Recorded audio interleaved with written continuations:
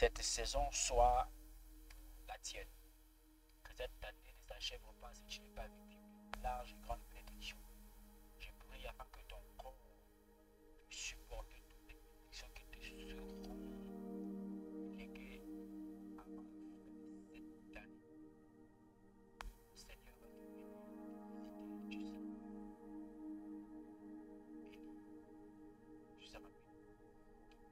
à ce jour, j'ai l'honneur, avec beaucoup de respect, de partager quelque chose de très essentiel avec vous. Je voudrais évidemment partager un thème qui va peut-être te choquer, mais je pense que c'est un thème qui est magnifique d'abord pour déclencher un réveil personnel. Vous voyez ici, thème, hein, un réveil nouveau dans ma famille, dans le livre de Actes chapitre 28. Nous allons évidemment passer quelques temps d'enseignement et de comprendre combien de fois il est bon d'abord de s'enseigner soi-même, de connaître le réveil, de pouvoir le déclencher dans notre maison, dans notre vie. C'est pourquoi vous allez comprendre qu'il y a un réveil personnel, il y a le réveil familial et il y a le réveil national, il y a le réveil international. Par la grâce de Dieu, je voudrais tout simplement partager ces temps magnifiques avec vous, partout où vous me suivez. Abonnez-vous, abonnez-vous, abonnez-vous, abonnez-vous à notre page Facebook et à notre page YouTube, aussi TikTok.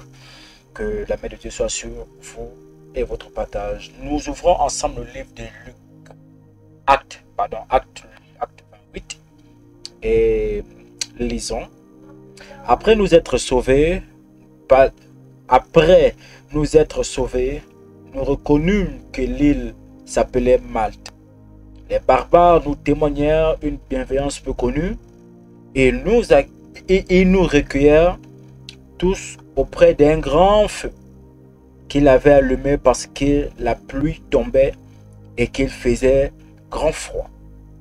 Paul y ayant ramassé un tas de broussailles et l'ayant mis au feu. Une vipère en sortit par l'effet de la chaleur et s'attacha à sa main. Quand les barbares virent l'animal suspendu à sa main, ils se dirent, cet homme est un meurtrier. Puisque la justice n'a pas voulu le laisser vivre après qu'il ait été sauvé de la mer, Paul secoua l'animal dans le feu et ne ressentit aucun mal. Ces gens s'attendaient à le voir enfler ou tomber mort subitement. Mais après avoir longtemps attendu, voyant qu'il ne lui arrivait aucun mal, ils changèrent d'avis et dirent que c'était un Dieu.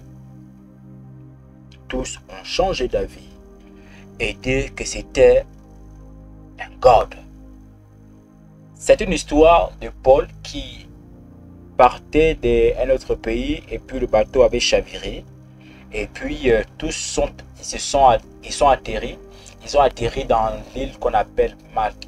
Et là, il y avait des barbares, il y avait des hommes qui ne les ont pas reçus comme il fallait recevoir, mais on les a reçus quand même. Mais il y a quelque chose qui m'intrigue là-dedans. Là, il y a les broussailles que j'ai soulignées ici. Donc, il y a les broussailles. Vous voyez? Il y a les broussailles. Il y avait la fraîcheur. Donc, ils ont allumé un grand feu qu'il avait allumé parce que la pluie tombait, qui faisait grand froid. Paul ayant ramassé un tas de broussailles. Ici, un tas de broussailles. Et l'ayant mis au feu. Une vipère. Donc, vous allez comprendre que dans la famille,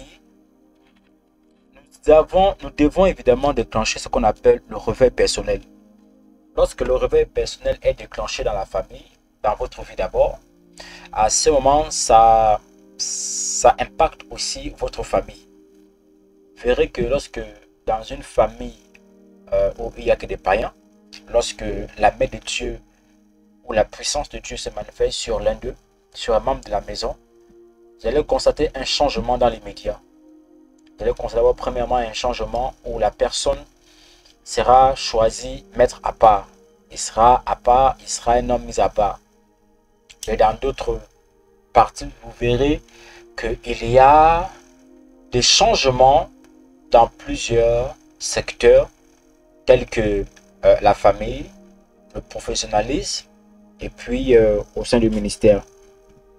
Alors ici, pour déclencher un réveil personnel, pour déclencher un réveil nouveau dans ma famille, il faut premièrement un rassemblement de personnes qui sont en accord. Deux personnes peuvent-ils marcher ensemble s'ils ne sont pas accordés? Question. Donc, pour déclencher un tel réveil puissant au sein de la famille, il faut un regroupement, un rassemblement des hommes et des femmes qui croient, qui ont la foi en Jésus-Christ, qui croient à la résurrection de Jésus-Christ et qui croient à la venue du Saint-Esprit, à sa manifestation. Vous allez remarquer que des personnes, évidemment, qui marchent ensemble font toujours de plus grandes choses que celui qui marche seul. Vous verrez que pendant que Moïse marchait un moment seul, il n'avait plus assez d'énergie, il n'avait plus de force. Il a fallu que des hommes soient là présents pour l'aider à toujours lever les bras lorsque des généraux étaient en pleine guerre. Vous remarquerez que la plupart des grands hommes qui ont marché dans le désert n'ont pas marché seuls, mais ils ont marché avec des gens autour, avec des serviteurs, avec des personnes qui croyaient en leur Dieu. Et vous constaterez que lorsque un réveil familial est déclenché, il y a quelque chose, il y a une onction nouvelle qui se déverse sur cette maison. Vous remarquerez que pendant que Paul va prendre le soin d'aller ramasser des broussailles pour qu'un feu puisse se manifester, il y a eu évidemment l'exposition des hommes serpents. C'est la raison pour laquelle vous allez voir la manifestation du livre de Actes de Luc chapitre 10-19 qui dit: je vous ai donné le pouvoir de marcher sur le serpent et sur le scorpion. En réalité, lorsqu'on demande de marcher d'abord, lorsqu'on a reçu le pouvoir de marcher sur le serpent et sur le scorpion, en réalité c'est sur des personnes semblables à ce reptile qui est serpent et aussi à l'homme scorpion. L'homme scorpion est semblable à une personne qui t'embrasse et qui par derrière et te poignarde. Or, l'homme serpent est une personne qui, lui, s'est dit que c'est bon et après la fin, il finit par tout avaler derrière toi. Soit il finit par te prendre par surprise et il finit par t'avaler. Vous allez voir, c'est pourquoi la Bible dit que je vous donne le pouvoir de marcher. Or, là, on a le pouvoir évidemment de déclencher un réveil afin de pouvoir exposer tout ce qui est négatif au sein de notre famille. Vous verrez que la plupart des pays portent, la plupart des entreprises dans certains pays vont porter des noms de famille. Par exemple, l'entreprise Johnson Milan, par exemple l'entreprise José Dormelville, par exemple l'entreprise Chantal, voilà, par exemple l'entreprise Intel. Et vous allez comprendre que pendant que ces noms sont manifestés, il y a eu d'abord un travail qui a été fait dans le fond. C'est-à-dire un réveil afin que le nom soit connu. Nous connaissons évidemment le nom le plus connu de l'histoire, c'est le nom de Jésus-Christ, de l'humanité qui a changé, qui a bouleversé par des miracles, des prodiges, des signes à travers le monde entier. Le nom de Jésus-Christ. Je parle bien à l'esprit de quelqu'un. Vous comprenez ici à cet instant, pendant que je suis en train de parler, que Paul a eu cette idée tandis qu'il faisait froid. Il y avait un feu, c'est vrai, mais ce feu-là était en train de vouloir s'arrêter. Ce feu était en train de vouloir diminuer. Mais à un moment donné, Paul va dire non, non, non, il y a toute la fraîcheur et là nous sommes nombreux, les barbares ne sont plus seuls. Et là nous sommes tellement nombreux et ensemble comme ça, ce feu est petit. Il faut un grand feu qui va déclencher quelque chose et qui va ressortir beaucoup de personnes, beaucoup de défauts, beaucoup de maladies. C'est à ce moment que Paul va aller quelque part, aller ramasser les broussailles. Pourquoi est-il allé ramasser les broussailles? Je vous explique dans la vision où je suis. En réalité, un chef de famille, un chef qui veille sur sa maison, il ne peut pas laisser un fils aller dehors. Un fils, un père qui veille sur un ministère. Tu sais que dehors, tu as des fils qui ne sont pas abrités. Tu sais que dehors, tu as des filles qui ne sont pas abritées. Tu sais que dehors, tu as des petits-fils qui sont délaissés. Tu sais que dehors, tu as des neveux qui sont délaissés. Mais en tant que chef de famille, c'est ton devoir d'aller les prendre. Il dit non, non, non, non, non, non, non. Là, le fait de vous voir partir ainsi, ça va éteindre le feu de réveil dans notre famille.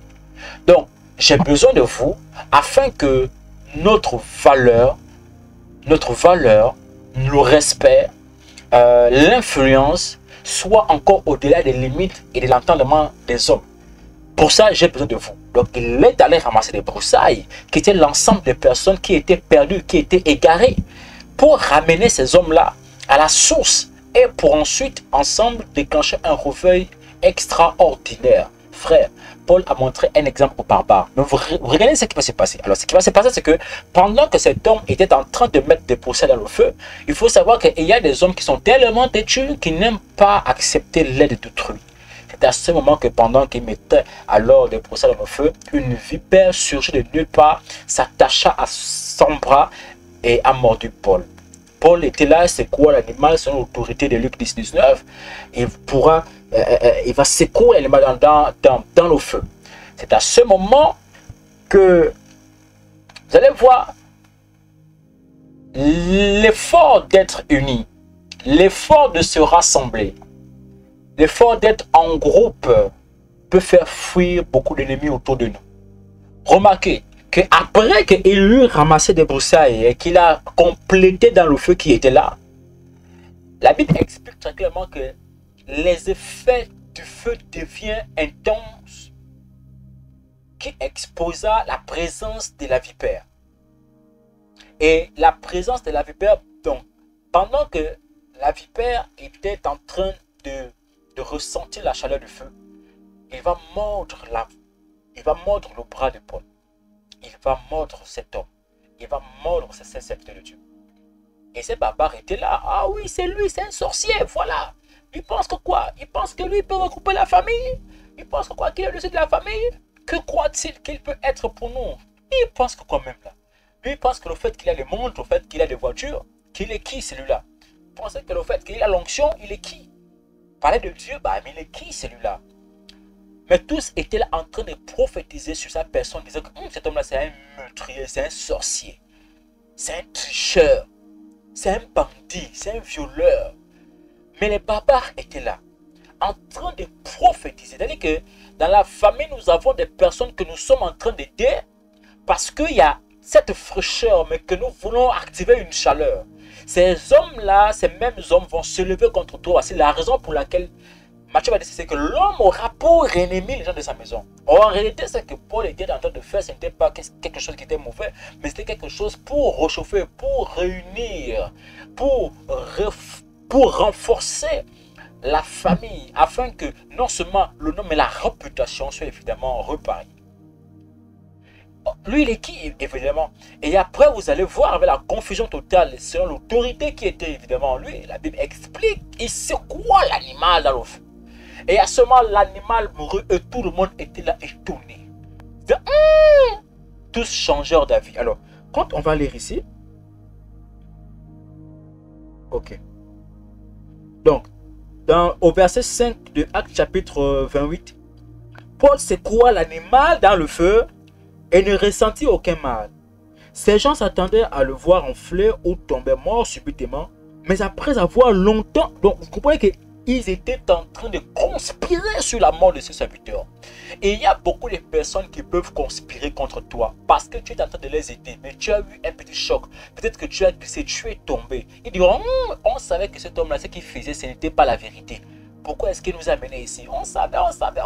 Les mêmes personnes que tu as couvertes, les mêmes personnes que tu as ramenées, les mêmes personnes que tu as pris tes vêtements, tu as donné, les mêmes personnes que tu as même pris les clés de ton véhicule, tu as donné, les mêmes personnes que tu as divisé ton poulet, tu as donné, les mêmes personnes que tu as pris tes finances, tu as donné.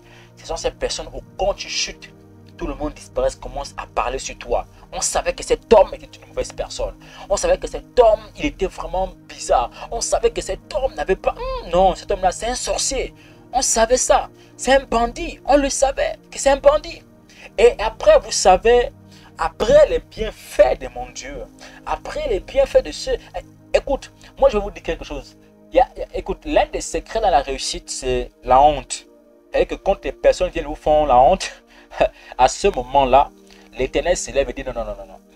Nul ne touche à mon serviteur, ne touche pas à mes oins. Et à ce moment, la gloire de Dieu commence à se manifester dans la vie de la personne. choqué au point, ces mêmes personnes qui ont pointé le doigt sur toi pour t'accuser, sont ces mêmes personnes qui vont commencer à changer d'avis. Je prophétise partout où tu me suis pendant que tu dis Amen.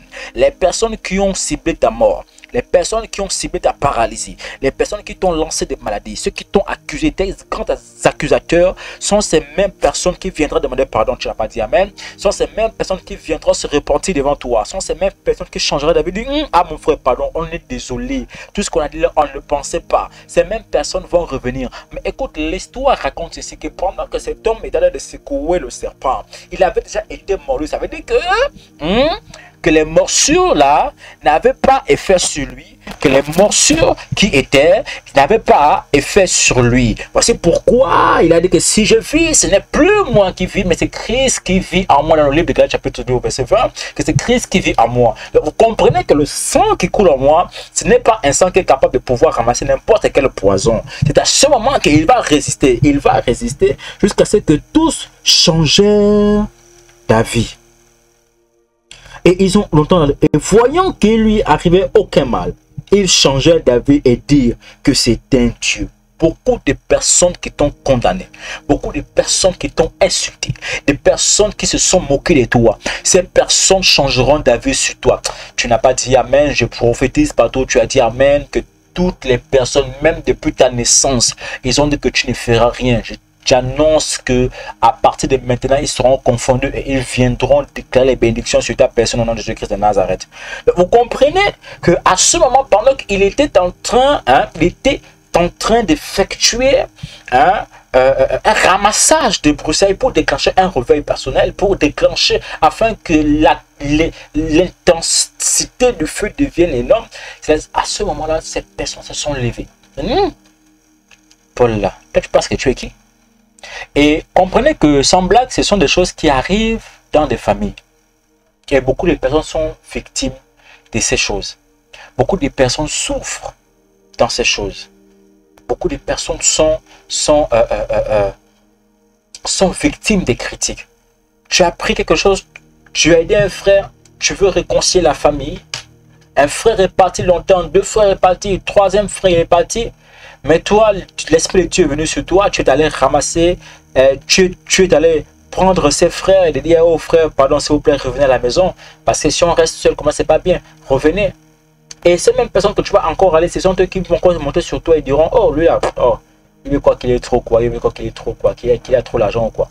Ce sont des choses qui arrivent. Amen bien. Donc c'était ma pensée aujourd'hui. C'était ma pensée aujourd'hui.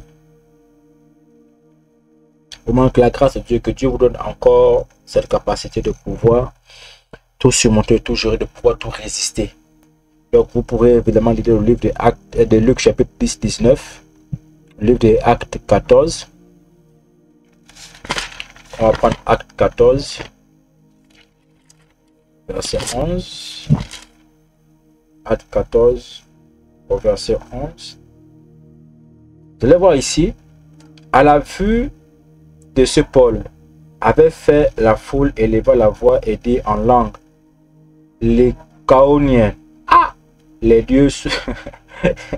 En fait, c'est incroyable que ils ont parlé en langue.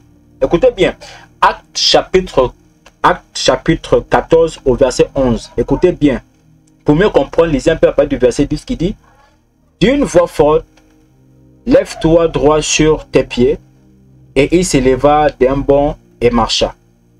Donc, à la vue de ce que Paul avait fait, la foule éleva la voix et dit en langue, les Caoniens, les dieux sous une forme humaine sont descendus vers nous. C'est incroyable.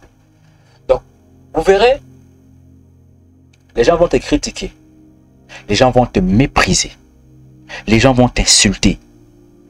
Beaucoup de personnes vont se lever, diront de toi que tu es une saleté. Laisse-moi te rassurer ce que tu es. Tu es une personne que Dieu a choisie. Dieu t'a appelé. Dieu a mis dans tes mains quelque chose de très extraordinaire. Dieu t'a choisi pour amener à destination une nation. Dieu t'a choisi, toi, Tu n'es pas né par hasard. Regarde ce que tu es. Regarde à quel rang tu es positionné au sein de ta famille. Dieu te mandate pour réunir ta famille. Parce qu'ensemble, il veut faire quelque chose d'extraordinaire avec ta famille. Vous voyez, dans les pays étrangers, vous remarquerez que beaucoup d'entreprises portent le nom d'une telle famille. Une telle famille. Un tel dans la famille. Un tel dans la famille. Vous voyez, aux États-Unis, au Nigeria, Société Melvin, Société Josundon, la famille Johnson, la famille Emmanuel, une famille reconnue. Pourquoi? Parce que ils ont pu faire asseoir dans un cercle qui a pu réunir toute la famille, tous d'un commun accord pour que, pas seulement le nom de Dieu, mais aussi leur nom soit aussi élevé. Et les gens comme ça viendront changer, et les gens comme ça viendront et changeront d'avis sur vous. Parce qu'ils diront, cette famille a des fétiches. C'est pas question de fétiches, mais parce que Dieu a vu, Dieu vous a vu, Dieu vous a regroupé, Dieu vous a réunis, et ensemble vous avez réussi. Donc vous allez comprendre ça comme ça. Vous allez voir dans le livre de 2 Colossiens, je pense que c'est ça.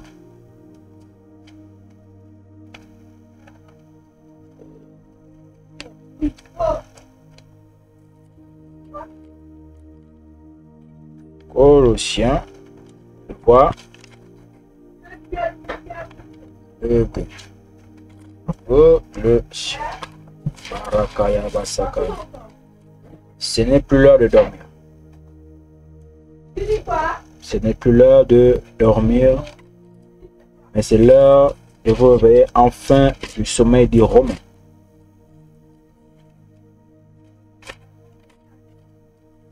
Amen bien. Donc, vous allez comprendre que nous sommes forts. Ensemble, nous sommes forts. Ensemble, nous pouvons franchir des barrières. Ensemble, nous pouvons aller au-delà. Et c'est que l'homme ne peut imaginer. Alléluia. Soyez forts et bénis partout où vous êtes au nom de Jésus-Christ. Soyez richement bénis. Que Dieu vous bénisse abondamment. Shalom.